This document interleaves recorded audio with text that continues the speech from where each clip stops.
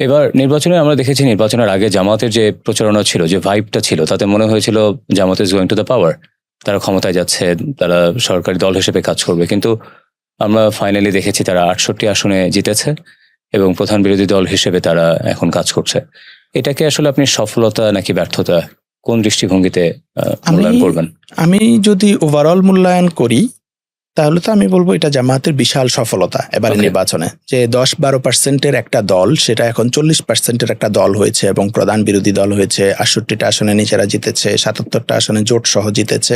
সারা দেশে মানুষের মধ্যে একটা হোপ তারা তৈরি করতে পেরেছে, যেটা আপনি বলছেন যে জামাত জিতে যেতে পারে এরকম একটা সম্ভাবনা মানুষের মধ্যে তৈরি হয়েছিল, মনে হয়েছিল। এইটা বিশাল ব্যাপার।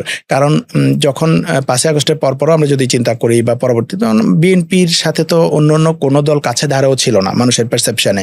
তো সেই জায়গায় সবাই তো ধরেই নিয়েছিল যে বিএনপি ক্ষমতায় আসবে এবং বিএনপির নেতারাও অনেকে শুরুর দিকে বা বিএনপি পন্থী অ্যাক্টিভিস্টরা অনেকে শুরুর দিকে বলেছে জামাত হয়তো 15টা থেকে 20টা সিট পাবে বা এটা করবে ওটা করবে, 25টার বেশি সিট কোনোভাবেই পাবে না। অতীতে 10% পেয়েছে, 3% পেয়েছে, 5% ভোট পেয়েছে, এখন 10% পাবে বা 25টা আসন পাবে। অথবা কেউ কেউ বলছে বিএনপির সাথে নেগোশিয়েট করতেছে 30টা আসন দেওয়ার জন্য, সেটা দিচ্ছে না দেখে এরকম করছে।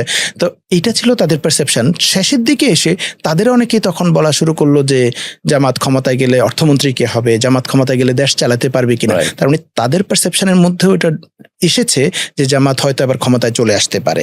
তার মানে এই যে জামাত দেশবাসীকে একটা হোপ দেখাতে পেরেছে এবং বিএনপির যে মানে হাই লেভেলের একটা কনফিডেন্স ছিল যে আমরাই জিতে যাব, বিশাল ব্যবধানে জিতবো, এই কনফিডেন্সটা লো হয়ে গেছে। তারাও টেনশনে পড়ে গেছে যে আমাদেরকে হাড্ডাহাড্ডি লড়াই করে জিততে হবে এবং সেজন্য তারা শেষের দিকে গিয়ে আওয়ামী লীগকে নানানভাবে রিচ আউট করার বা পুনর্বাসন করার সুযোগ সুবিধা দেওয়ার, মামলা করবো না তোমরা আসো, মানে এভাবে সুযোগ সুবিধা দিয়ে আওয়ামী লীগকে কাছে পাওয়ার চেষ্টা করেছে। এটাও কিন্তু এই কারণে যে তাদের হেরে যাওয়ার একটা সম্ভাবনা তৈরি হয়েছে। ইভেন তাদের যে প্রধান জনাব তারেক রহমান সাহেবের আসনে ঢাকায় একদমই হাড্ডাহাড্ডি লড়াই হয়েছে বলা যায়। 3-4 হাজার ভোটের ব্যবধানে 2%-3% ভোটের ব্যবধানে জিতেছে। তো এইটা নিঃসন্দেহে জামাতের বিশাল অর্জন, যে মানুষ জামাতের উপর আস্থা রেখেছে। এই যে জামাত জিতে যেতে পারে বা জামাত সম্ভাব্য ক্ষমতায় আসতে পারে, এটা মনে হওয়া মানে হচ্ছে মানুষ বিশাল আস্থা জামাতের উপর রেখেছে। এবং দলে দলে যে মানুষ ভোট দিতে গিয়েছে ট্রেনে, লঞ্চে, সেখানে কিন্তু মানুষ ইট ওয়াজ ভিজিবল যে জামাতের পক্ষে একটা গণজোয়ার তৈরি হয়েছে এবং সেই গণজোয়ারের রিফ্লেকশন কিন্তু আমরা ভোটে দেখেছি। সেই গণজোয়ারের রিফ্লেকশন হচ্ছে জামাত 40%-এর মতো ভোট পেয়েছে। অতীতে কিন্তু 40% ভোট পেয়ে মানুষ ক্ষমতায় এসেছে, বিভিন্ন দল ক্ষমতায় এসেছে। তার মানে হচ্ছে জামাত ক্ষমতায় যাওয়ার মতো জনসমর্থন তৈরি করতে সক্ষম হয়েছে। তো এটা জামাতের জন্য একটা বিশাল অর্জন।